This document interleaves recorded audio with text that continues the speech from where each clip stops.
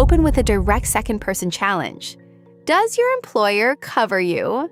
Then right now your spouse and kids may be paying full price for health insurance they were legally barred from subsidizing until last year. Here's how to find out if you're owed money. Here is the simple version, and then I'll immediately complicate it. The Affordable Care Act asks one question: is your job's health coverage affordable? For years, the IRS answered that using only the cost of employee-only coverage, ignoring what it costs to cover a spouse and kids. That one interpretation is the whole story, and it locked millions out. So here's part one. Under the original rule, if your employee-only premium was under roughly 9.5% of household income, your coverage was declared affordable. And once it was affordable, every single family member was blocked from marketplace premium tax credits. It ignored the family tier entirely, even when that tier cost hundreds more per month. Think of it like judging a restaurant by only pricing the kids' menu, then telling the whole table to stop complaining about the $200 entree. Part 2. Who this actually trapped. Kaiser Family Foundation estimates about 5.1 million people were caught by this loophole, the majority in families with children, including roughly 2.8 million kids under 18. Their choices were brutal: pay the full unsubsidized family premium through the employer, or go without coverage, because marketplace help was simply off limits.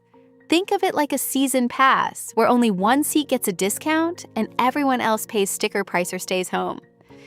Part 3 is the fix itself. In October 2022, Treasury and the IRS issued a final rule that took effect for plan year 2023. For family members, affordability is now measured against the full family premium, employee plus spouse and dependents, not the cheap solo plan. That threshold moves each year: 9.12% in 2023, 9.96% in 2024, and 8.39% in 2025. Think of it like finally checking the price of the whole table's meal before deciding a restaurant is affordable. Let me show you the math with a real example. Maria earns $52,000, and her family premium runs $6,960 a year, about 13.4% of her income, well above the 2024 threshold of 9.96%. So under the new rule, her spouse and kids qualify for subsidies. But under the old test, only her $1,300 solo premium counted, just 2.5%, and that locked the entire family out. Same family, two different scales. Here's the part that surprises people. The fix doesn't kick you off your job's plan. It splits the household. The worker stays on employer coverage, and the spouse and kids move to a subsidized marketplace plan.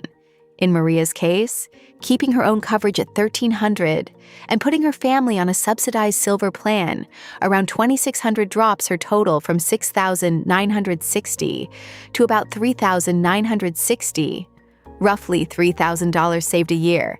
If this is useful, subscribe. The next breakdown is already coming. Before I get to the last part, which is the most counterintuitive piece of this, here's a bonus most families miss. At income around 200 to 250% of the federal poverty level, kids on a marketplace silver plan can qualify for cost-sharing reductions.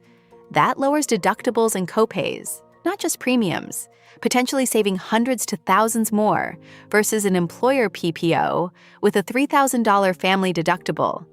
Think of it like a discount that shrinks both the ticket price and everything inside. Now the catch, and it's the counterintuitive part. The fix only frees the spouse and the dependents, not the employee. As long as your solo employer coverage is considered affordable, you personally remain ineligible for marketplace subsidies, even if that plan has a nasty deductible and big out-of-pocket costs. The rule split the household on purpose. Think of it like a lifeboat with room only for the passengers, not the person who found it. There's a second catch buried in the process. Healthcare.gov only catches the glitch if you enter the full family tier premium, not just your cheap solo number. And that's the box people skip. Worse, the affordability threshold moves each year, dropping all the way to 8.39% in 2025. So a family plan that counted as affordable last year can flip to unaffordable and unlock subsidies this year. You have to recheck it. Think of it like a form that only helps you if you fill in the box everyone ignores. So what does this mean for you practically? Pull up your family tier premium, multiply by 12, and divide by household income. If that number lands above roughly 8 to 10%, depending on the year's threshold, your spouse and kids very likely qualify for marketplace subsidies while you keep your own employer plan. It's a 2-minute calculation that could be worth thousands.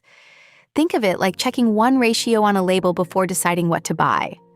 And think about the timeline. A steady $3,000 annual gap, like Maria's, adds up to at least $60,000 over 20 years in nominal terms. Invest even part of those savings, and the long-run impact compounds into tens of thousands more. That's a modeled projection, not a government figure. The point is, this isn't paperwork trivia.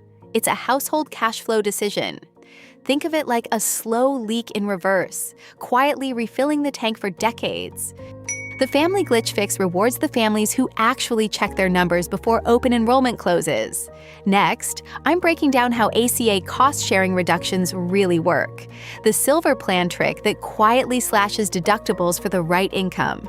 If you want to catch that, subscribe so you don't miss it.